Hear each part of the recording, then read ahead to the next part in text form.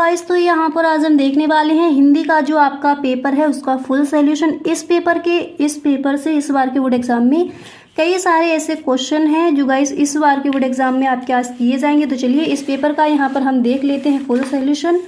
तो बस वीडियो आपको एंड तक देखना है। चलिए पहले बहुविकल्पीय प्रश्न देख लीजिए। पहला प्रश्न क्या दिया गया है और इस पेपर को हल करने के बाद ही आपको गाइस बोर्ड एग्जाम देना है। तो पहला प्रश्न है, हिंदी साहित्य के श्रेष्ठ निबंधकार, आलोचक एवं इतिहासकार के रूप में जाने जाते हैं कौन?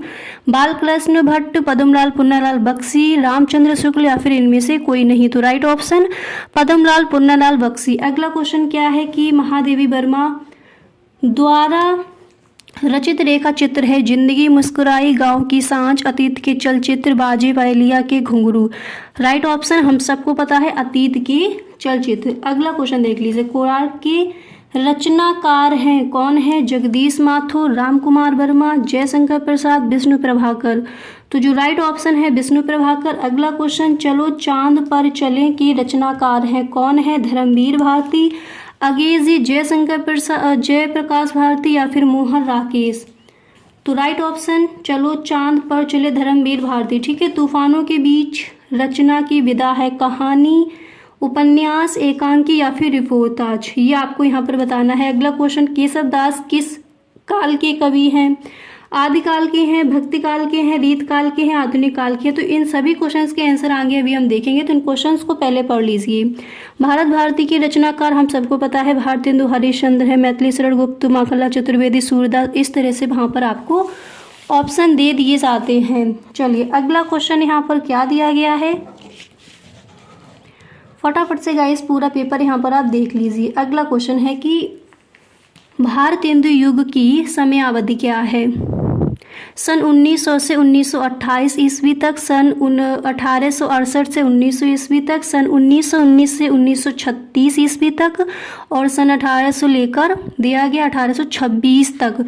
तो भारतेंदु युग की समयावधि क्या हो जाएगी? सी नंबर पर ऑप्शन राइट है। सुमित्रा नंदन पंत की रचना नहीं है।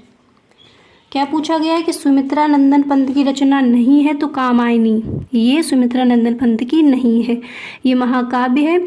तो यहाँ पर ऑप्शन मिलेंगे ग्राम्य, स्वर, धूल, युगांत या फिर कामायनी। सुमित्रा नंदन पंत की रचना सी नंबर पर जो दिया गया है ये नहीं है।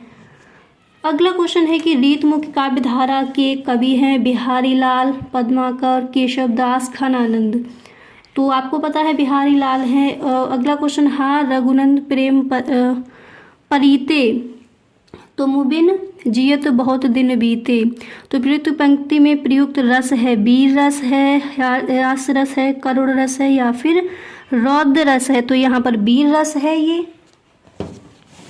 चलिए यहाँ पर देख लीजिए, ये आपका वीर रस है। अगला क्वेश्चन है, ज्यो आँखिन सब देख आँख न देखी जाहे, उपयुक्त पंक्ति का अलंकार पूछा गया है।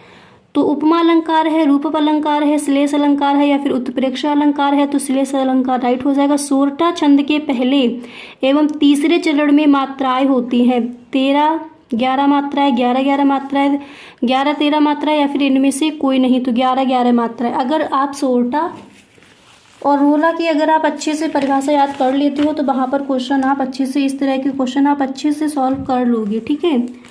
अगला क्वेश्चन है, सुगम शब्द में प्रयुक्त उपसर्ग है सुग, सा, गम या फिर सु।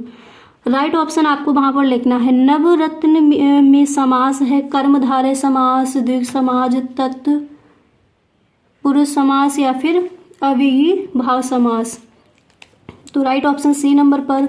पृथ्वी का पर्यायवाची शब्द नहीं है। क्या पूछा गया है? पृथ्वी का पर्यायवाची शब्द नहीं है। धरा, वसुधा, प्रसून या फिर भू। तो राइट ऑप्शन आप देख सकते हो। अगला क्वेश्चन है कि त्वाम शब्द में विभक्ति एवं वचन है द्वितीय विभक्ति एक वचन, षष्ठी विभक्ति बहुवचन, चतुर्विभक्ति एक वचन, तृतीय विभक्ति एक वचन। अर्थ के आधार पर काव्य के भेद हैं 4 हैं। ऑप्शन मिलेंगे 2, 8, 5। ठीक है। चलिए अगला देख लीजिए, कृतवाच्य में प्रधानता होती है क्रिया की, विशेषण की, कर्ता की या फिर कर्म की? तो कर्म की। जिनके अलग अलग रूप वाक्य में मिलते हैं वे पद कहलाते हैं विकारी पद, अविकारी पद, प्रत्यक्ष पद या फिर अव्यय पद। तो अविकारी पद। तो आपने यहाँ पर देख लिया ये क्वेश्चन जो खंड आ में दिए जाते हैं। अब चलिए खंड बा में कौन कौन से क्वेश्चन आते हैं फटाफट से उनको भी यहाँ पर देख लीजिए। तो पेपर पहले गाइस आप पूरा देख लीजिए, इसका सॉल्यूशन हम यहाँ पर बाद में देखेंगे।